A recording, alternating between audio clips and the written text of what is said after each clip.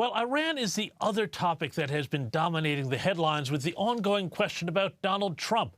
Will he or won't he strike the mullahs in Iran? And what are the chances that the totalitarian theocratic regime that has ruled in Tehran since 1979 might finally go away?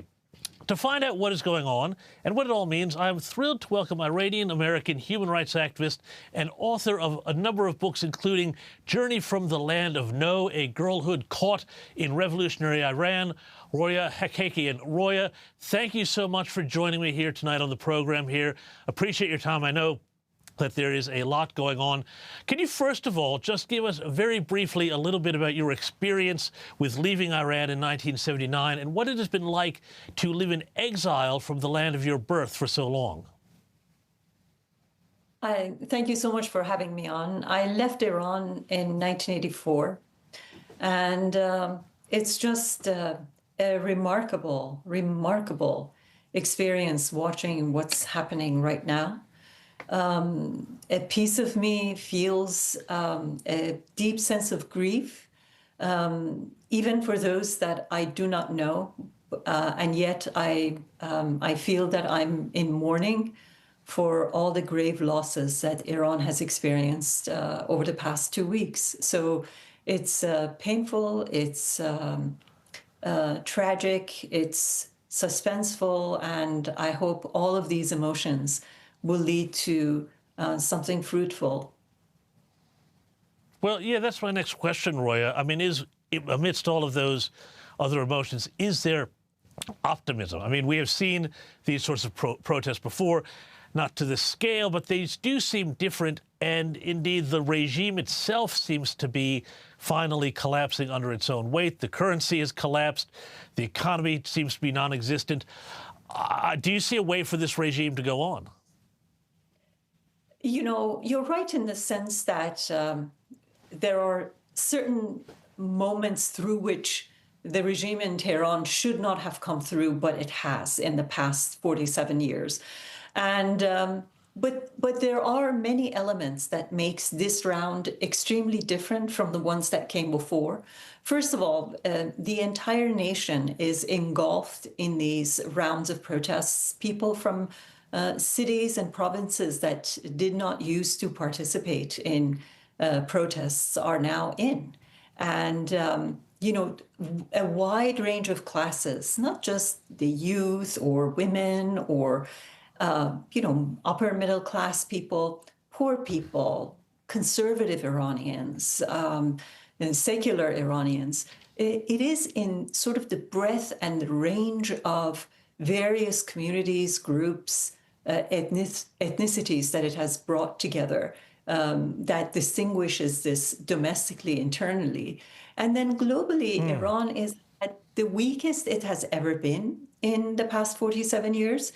You know, after the June bombings by Israel and the United States, aside from the humiliation that Iran experienced, it's also created a certain sense of fragility among even the most diehard supporters of the regime, showing them that this whole system that they have been supporting for so long could not protect them against the two invading armies. So they are at their weakest, and the protests are at their widest.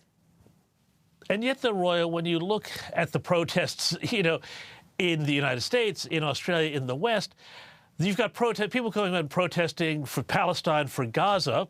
Of course, you know, Hamas and Hezbollah were largely supported by Iran. And how do you reckon that these people who, you know, were all about human rights in Gaza and, you know, dead civilians in Gaza, they're utterly silent?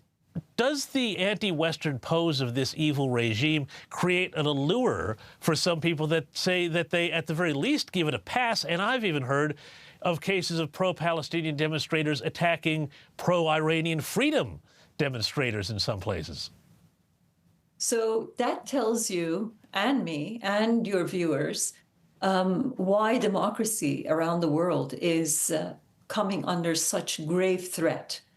It is because people who should be supporting the moral, the right causes during their own times, in their own eras, are completely misguided, and they are absolutely throwing their support behind the very forces that are undermining all the gains that our civilization has made in the 20th century and the 21st century, democracy being chief among them.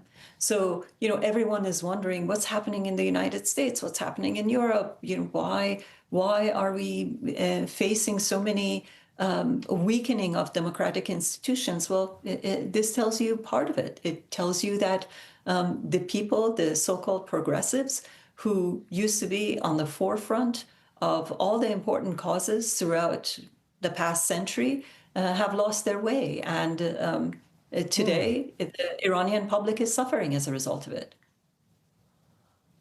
Absolutely correct. But our Iranians, the Iranians you speak to, I guess mostly the diaspora community, how do they feel about Trump and this sort of on and off kind of talking about, well, one day he might hit the IRGC, the Revolutionary Guard Corps, the next day saying, well, apparently they've stopped the killing, so we might back off a bit. Does this add a level of uncertainty? What do you think the United States should do, if anything, or should the U.S. just stay back and, let this collapse on its own? Uncertainty is an understatement. This is absolutely nerve-wracking to all the people who have been watching the last 2 weeks and the last 2 decades in Iran.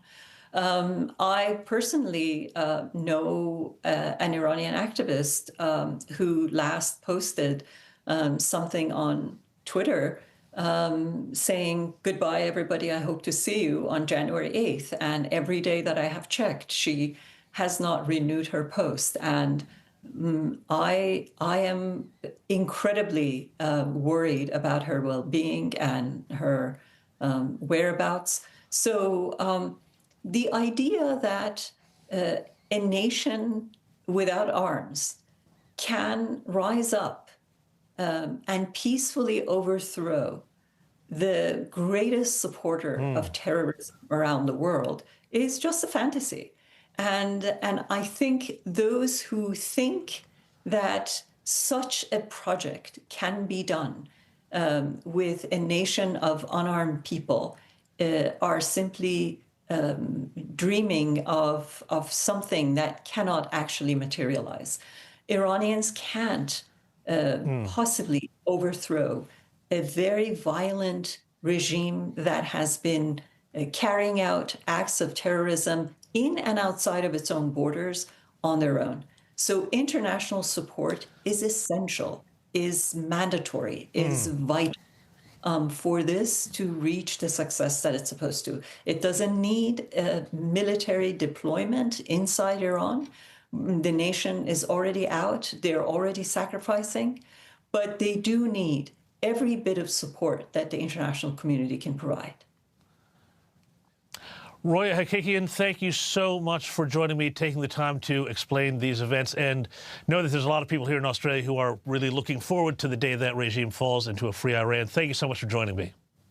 Thank you for having me on.